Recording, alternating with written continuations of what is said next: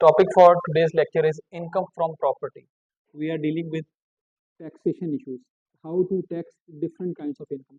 We have covered income from salary, income from capital gains, income from business, and this is income from property. Most of the students, most of the people considers that when somebody when somebody buys some property at a price of, let's suppose, 10 million, somebody has purchased a building, a house at a price of 10 million, that is 1 crore rupees. Now, after a few months, he has sold that property at a price of 1.3 crore. Buying price was 1 crore, selling price was 1.3 crore. So, what is the profit gain here is 30 lakh, 3 million. 3 million is the gain. So, that gain, that income, can we call that income from property? No. Remember, no. When we buy some property and we sell that property, the gain on that business, that is not income from property. That will be treated as income from capital gains. याद रखें, वो आएगा capital gains. Income from property में फिर क्या आएगा? What falls in the category of income from property? Income from property में आएगा rental income, rent from any piece of land or any building. For example, when we say rent receivable you received, or the fair market value of the rent, whichever is higher, we will consider that as an income. जो rental income होगी, that will be treated as income from property. So कौन कौन सी चीजें इसमें शामिल होंगी? For example, amount of rent, exact amount of gross rent जो receive होगा या receive होना है, that is income from property. Second, any forfeited deposit. इसका मतलब ये sometimes you have heard, you have listened के जी, when two parties are making some contract or making some transaction, so they give some advance as a token. आपने word सुना होगा token या बयाना, ठीक है? और टोकन बयाना होता है for the start of the transaction. अगर ट्रांजेक्शन मुकम्मल ना हो तो आपने सुना होगा कि टोकन या बयाना मर भी जाता है, या आपने सुना होगा डबल करके वापस करना है, ठीक है? तो ऐसा कोई जो एडवांस है, डील मुकम्मल नहीं हुई और वो टोकन जब्त हो गया. फोरफिटेड का मतलब होता है, that is an English word, forfeited means जब्त होना. तो ऐसा कोई एडवांस जो आपने जब्त किया है कि डील मुकम्मल नहीं हो सकी for the sale of land और बिल्डिंग, उस टोकन बयाना जो जब्त हुआ है उसको किस कैटेगरी में लेकर आना है? Not income from salary, not income from business, वो भी आएगा इनकम फ्रॉम प्रॉपर्टी में. तो एनी फॉरफिटेड फंड, एडवांस जो जब्त होगा वो भी आएगा income from property. Third is obligation of the owner paid by tenant. Tenant किसे कहते हैं? टेनेंट कहते हैं किराएदार को, और ओनर मीन्स लैंडलॉर्ड, जो मालिक मकान है या उस दुकान का मालिक है. अगर कुछ ऐसा केस है, फॉर एग्जांपल एक ओनर कहता है कि किराएदार को, you don't pay rent every month, just deposit the school fee of my children. कि आप रेंट ना दें, आप सिर्फ बच्चों की स्कूल की फीस मेरे दे दिया करें. तो अब इसका मतलब ये तो नहीं किराया नहीं आ रहा. तो एनी ऑब्लिगेशन, अगर ओनर की कोई ऑब्लिगेशन या ओनर का बिजली का बिल था और टेनेंट ने पे कर दिया, तो वो भी रेंट इनकम फ्रॉम प्रॉपर्टी में शामिल होगा. So any obligation of the owner paid by tenant will be treated as income from property.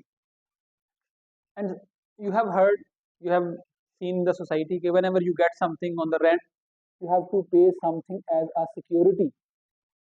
Generally क्या सिक्योरिटी चलती है? 2 to 3 months रेंट एडवांस चलती है. लेकिन it depends on the case. Sometimes for an important property the landlord owner में ask के जी मुझे आप सिक्योरिटी दें 1 million, 1 million सिक्योरिटी दें, और फॉर एग्जाम्पल 1.5 लाख, 1.5 लाख जो है वो रेंट होगा. 1.5 lakh rupees per month is the rent and security is 1 million. 10 lakh security ले एज एन एडवांस, और महीने का किराया होगा 1.5 लाख, 1.5 लाख रुपया, ठीक है? तो any owner can demand anything security, और डिपेंडिंग ऑन द मार्केट, अगर किसी को ज्यादा जरूरत है तो वो 1 million सिक्योरिटी भी दे देगा. ये भी हो सकता है ना, कुछ लोग ये कहें कि वी नीड हाई सिक्योरिटी, हम किराया कम कर दें, आप सिक्योरिटी ज्यादा दे दें हम आपको रेंट में कमी कर देंगे, ताकि उसका जो अपना कोई प्रोजेक्ट चल रहा है वो उसे मुकम्मल कर ले। तो लेट्स सपोज कि 1 million is the security and 1.5 lakh is the rent per month. अब एफबीआर ये लॉ ये कहता है कि जो आपने सिक्योरिटी ली है 1 million, you can invest it somewhere in a bank, in some saving account और anywhere in the business. FBR ये कहता है कि जो एज अ सिक्योरिटी आई है ना, उसका 10% भी आप शामिल करेंगे इनकम फ्रॉम प्रॉपर्टी में, और उसके ऊपर भी टैक्स देंगे। 1/10, we can say 1/10 or we can say 10%, both are the same thing. So 10% of advance not adjustable against rent. You have heard a not adjustable. Focus on this word, not adjustable. Not adjustable का ये मतलब है कि वो वाली security जो किराए के साथ कटेती नहीं हर मंथ। फॉर एग्जांपल, अगर किसी ने somebody has paid advance rent of 6 months, किसी ने 6 महीने का एडवांस रेंट दे दिया है, अब 6 महीने रेंट ही दे तो वो एडजस्ट होता जा रहा है, हर महीने सिक्योरिटी कम होती जा रही है, उस केस में नहीं टैक्स होगा, इनकम होगी।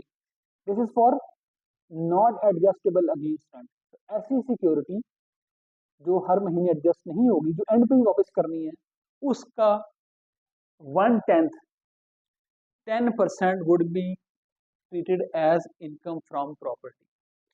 ये 4 चीजें, these 4 things will constitute income from property. For example, justification for this point is, for example, Zuhaib has a shop in Shalmi market. उसका रेंट है let's suppose 50,000 rupees per month. Zuheb की एक shop है शालम market में and the rent for that shop is 50,000 rupees. लेकिन जुहेब ये कहता है कि I will, if somebody for example के जुहेब को कासिम कहता है, जुहेब कहता है कासिम से कि Qasim, if you give me 20 lakh, if you give me 20 lakh rupees as a security, so I will not take rent from you. Zuheb कहते हैं कि मुझे 20 लाख की जरूरत है, जुहेब को 20 लाख मिल जाएगा, जुहेब उससे अपना कोई काम करेगा और कासिम शॉप चलाएगा 1 साल के लिए, 1 साल का एग्रीमेंट हो गया। 1 साल बाद जब शॉप खत्म होगी तो वो 20 लाख वापस देगा और वो अपनी शॉप का आगे कॉन्ट्रैक्ट देख लेगा। तो अगर ऐसा कुछ होता है तो इस मीन्स के Zuheb is not receiving any rent, तो एफबीआर को टैक्स ही फिर कोई नहीं जाएगा। तो इसलिए एफबीआर ने कहा है कि अगर ऐसा कुछ होगा तो जो भी कोई नॉट एडजस्टेबल एडवांस होगा उसका 10% एज अ रेंट कंसीडर होगा। ठीक है, ये तो बड़ी अच्छी ऑप्शन है कि कुछ कहता है मुझे किराया ना दे, मुझे आप 50 लाख रुपए दे दें एज अ सिक्योरिटी, जब टाइम खत्म होगा तो हम आपको वापस कर देंगे। तो अगर कोई ऐसा एडवांस होगा that is not adjustable against rent, वो भी किराए में शामिल करना है। ठीक है, तो these are the 4 main points that will make rent for income from property. अच्छा, अब हो गया ये वाला रेंट वाला मामला। अच्छा, एक बिल्डिंग है लेट्स सपोज, उस बिल्डिंग का किराया आ रहा है 1 lakh rupees per month. 1 lakh rupees per month, साल का किराया कितना बना? 12 लाख, बंद कर दो, 12 lakh rupees per month. 1 lakh rupees per month है तो पर ईयर हो गया 12 लाख रुपीज पर मंथ। अब उस बिल्डिंग की मेंटेनेंस पे अगर 12 लाख रुपीज पर मंथ, और किसी का अगर बिल्डिंग की मेंटेनेंस पे ही खर्चा आ गया 15 लाख, बिल्डिंग की रिपेयर करवाई है और उससे 15 लाख आ गया, और फॉर एग्जांपल बिलाल कहता है एफबीआर को कि जी 15 लाख तो मेरा एक्सपेंस आ गया है बिल्डिंग की रिपेयर पे और 12 लाख मुझे किराया रिसीव हुआ है रेंट, तो how I can pay the tax? I am in the deficit of 3 lakh rupees. 12 lakh rent आया, 15 लाख तो मेरा रिपेयर्स पे लग गया, तो फिर मैं क्यों आपको टैक्स दूंगी, मेरा तो इतना खर्चा हो गया। तो इसलिए एफबीआर ने कहा है कि there are some deductions, there are some admissible deductions that are allowed by law. So here heading is deductions, we can call it admissible deductions, जिनकी एफबीआर ने इजाजत दी है। एफबीआर ये कहता है कि रिपेयर्स अलाउंस को आप माइनस कर सकते हैं, लेकिन they have created a limit. कितना माइनस कर सकते हैं? 1/5 ऑफ द रेंट। अगर किसी का साल का किराया आ रहा था 12 लाख रुपीज, तो 12 लाख का 20%, 12 लाख का 20% होगा 2,40,000। 12 लाख का 20% होगा 2,40,000, 2,40,000। उतना आप माइनस कर सकते हैं पर ईयर।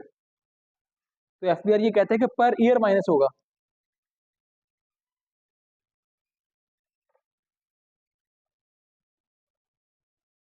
12 लाख रुपीज में से 2,40,000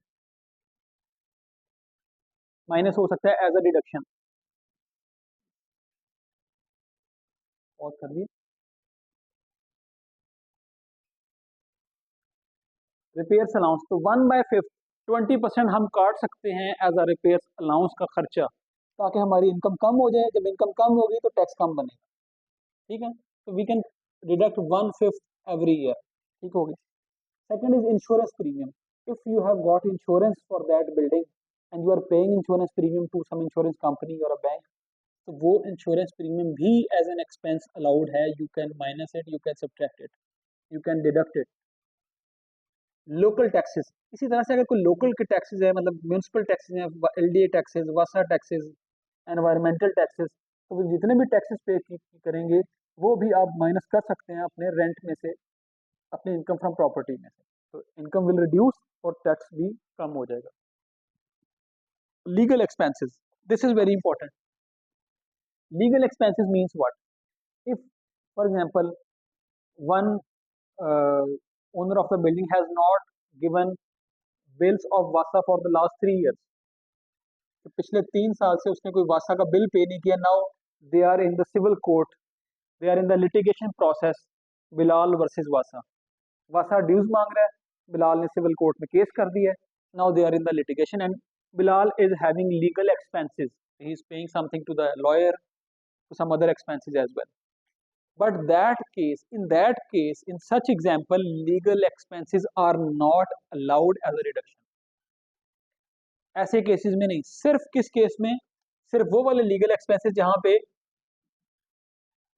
प्रॉपर्टी का टाइटल, प्रॉपर्टी की ओनरशिप, प्रॉपर्टी की मलकियत चैलेंज हुई हुई है।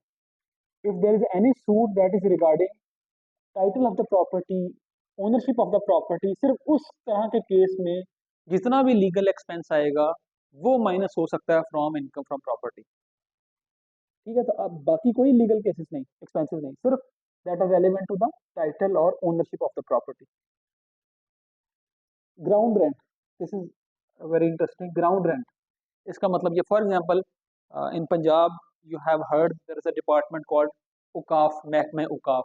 जैसे ये दरबार भी महकमे औकाफ की प्रॉपर्टी में आ जाता है। समटाइम्स महकमा औकाफ की इतनी property and they give it on the lease. For example Bilal ने औकाफ की बिल्डिंग लीज पर ले लिया फॉर 33 ईयर्स। जनरली चलता है, पहले 99 ईयर्स की लीज भी चलती थी, अब वो थोड़ा कम हो गया। 33 ईयर्स की, बिलाल ने 33 ईयर्स की लीज पे जगह ली महकमे औकाफ से। उसने उसके ऊपर एक शादी हॉल बनाया, marriage hall, and now he has rented that marriage hall to somebody else. अब मैरिज हॉल का जो रेंट आ रहा है, that is good, that is income from property. लेकिन जो बिलाल ने पे करना है उस ग्राउंड का रेंट टू महकमा औकाफ, दैट इज एन एक्सपेंस। तो ऐसा ग्राउंड रेंट जो एक्सपेंस है वो हम माइनस कर सकते हैं इनकम फ्रॉम प्रॉपर्टी में, that will be a deduction. तो किराया मतलब महकमे औकाफ को कुछ पे करेंगे तो आपकी इनकम कम हो जाएगी ना। व्हेन इनकम विल रिड्यूस तो टैक्स विल आल्सो रिड्यूस। तो ग्राउंड रेंट भी अलाउड है as a deduction. 6, interest on loan. If Bilal has taken loan from a HBFC House Building Finance Corporation or MCB Bank or HBL Bank, loan लिया है for constructing that building, car loan की बात नहीं हो रही, उस building से relevant अगर लोन लिया हुआ है, उस लोन के ऊपर जो इंटरेस्ट है, उस लोन के ऊपर जो मार्कअप है, वो भी एफपीआर अलाउ करता है कि आप उसको भी माइनस कर लें इनकम फ्रॉम प्रॉपर्टी में, ताकि आपका टैक्स कम बने। So any interest, any profit, any markup on the loan for that building or house, that can be subtracted. Remember the word here is interest. ये गलती नहीं करने की आप प्रिंसिपल अमाउंट ही माइनस कर दें, पूरी इंस्टॉलमेंट अमाउंट ही माइनस कर दें। No, only the interest amount, not the principal amount, वो माइनस हो जाएगी as a deduction. 7 administration and collection charge. Sometimes ये होता है कि one rich person has a number of properties, तो नंबर ऑफ प्रॉपर्टीज से एक्स जो रेंट इकट्ठा करना भी एक काम होता है। Sometimes they have a manager, जिसका मुंशी कह देते हैं, कि जी डिफरेंट जगहों से रेंट कलेक्ट करना है। बाज़ औक़ात रेंट कलेक्ट करने के लिए आपको फॉलो अप विजिट्स भी करने पड़ते हैं, और फ्यूल का एक्सपेंस और डिफरेंट एक्सपेंसेस भी होते हैं, एडमिनिस्ट्रेशन एक्सपेंस कह लें इसको। लेकिन ये नहीं कि अगर आपका रेंट आ रहा है साल का 30 लाख रुपीस, आप कहें 30 लाख में से 25 लाख रुपीस मेरा एडमिनिस्ट्रेशन एक्सपेंस है, तो 30 लाख में से 25 लाख मेरा एडमिनिस्ट्रेशन एक्सपेंस है, तो 5 लाख के ऊपर आप टैक्स पे करें। नहीं, एफबीआर ने उसकी लिमिट रखी है। एफबीआर सेज कि जी administration and collection charges are allowed as a deduction, but they have set a limit, that limit is 4%। तो 4% तक ऑफ टोटल रेंट का आप चार्ज कर सकते हैं administration and collection charges, so that can be deducted from rent amount or from income from property। 4% तक, उससे ज़्यादा होगा तो एफपीआर अलाउ नहीं करेगा। 4% तक they allow, you can minus it, ताकि इनकम कम हो जाए और आपका टैक्स भी कम हो जाए। अनरियलाइज्ड रेंट, आपने एक वर्ड सुना होगा सोसाइटी में, बाज़ वक़्त किराया मर जाता है, लोग किराया नहीं पे करते, मतलब they are rent was overdue for the last you can say 5 months, and now the tenant has gone to Dubai और अब उसने किराया नहीं दिया। बड़ी दफ़ा ऐसे होता है कि लोग बिजली का बिल छोड़ गए और किराया छोड़ गए और वो चले गए, तो आपको बाद का 3-4 महीने का किराया अगर नहीं मिला, तो फिर इनकम भी कम होनी चाहिए ना। तो अगर किराया मिला ही नहीं है तो how we can pay the tax. अगर इनकम कम हो गई है तो टैक्स भी कम होगा। तो इसलिए अगर कोई अनरियलाइज रेंट, अगर कोई किराया नहीं मिला, if you have not received any rent for few months, तो उसको भी माइनस ही करेंगे क्योंकि रेंट मिला ही नहीं है, तो वो भी एज अ डिडक्शन अलाउड होगा। लेकिन उसमें कुछ कंडीशन है। फॉर एग्जाम्पल एफपीआर कहता है ओके यू आर सेइंग कि you have not received any rent for the last 4 months। वो ये कहता है लेकिन आपके पास इस बात के एविडेंस होना चाहिए, you have complete all legal formalities, आपने उसको नोटिस भिजवाया है, आपने उसको प्रॉपर किराया वसूल करने की कोशिश की है पूरी, वो साबित करना होता है फिर आप, नंबर 1। और इसी तरह से एक कंडीशन ये भी है कि ऐसा ना हो कि कासिम ने बिलाल को रेंट पे नहीं किया। Qasim is the defaulter of rent of Bilal in his property in Iqbal Town. Iqbal Town में बिलाल की प्रॉपर्टी थी, कासिम ने उसका रेंट पे नहीं किया, अनरियलाइज रेंट हो गया। लेकिन ऐसा नहीं होना चाहिए कि कासिम इकबाल टाउन में तो डिफॉल्टर है, लेकिन जौहर टाउन में बिलाल की प्रॉपर्टी पे कासिम ही किराएदार है। तो ये कहते हैं कि if somebody is a defaulter, तो he should not be a tenant of your any other property. Follow कर रहे हैं कि बिलाल की इकबाल टाउन वाली प्रॉपर्टी में तो कासिम डिफॉल्टर है, तो बिलाल को चाहिए कि अब जौहर टाउन वाली प्रॉपर्टी भी कासिम के पास नहीं होनी चाहिए। दे यू शुड मेक श्योर कि जी Qasim who is a defaulter in one property should not be a bona fide tenant in some other property. So these are some conditions. Then unrealized rent can be allowed as a deduction. Deductions का मतलब यह है कि इसकी वजह से income कम हो, और जब इनकम कम होगी tax will reduce, you have to pay less amount of tax. तो this is the picture of income from property. ये हमने पहले कवर किया rent, which what elements constitute rent, how we get the income, second deductions, these 8 points can reduce your income from property, can reduce your income for the purpose of taxation purpose। ये आप minus कर सकते हैं income में से, rent में से, ताकि टैक्स कम बने। तो these are called admissible deductions. इसके अलावा कुछ डिडक्शंस होंगी तो एफबीआर उसको अलाउ नहीं करेगा। दीज आर दी allowed या admissible deductions in case of income from property। So this is the complete, you can say, elaboration of the topic income from property। This is section 15 from income tax ordinance 2001। section 15 इसको deal करता है। So this is the complete picture of income from property। Thank you।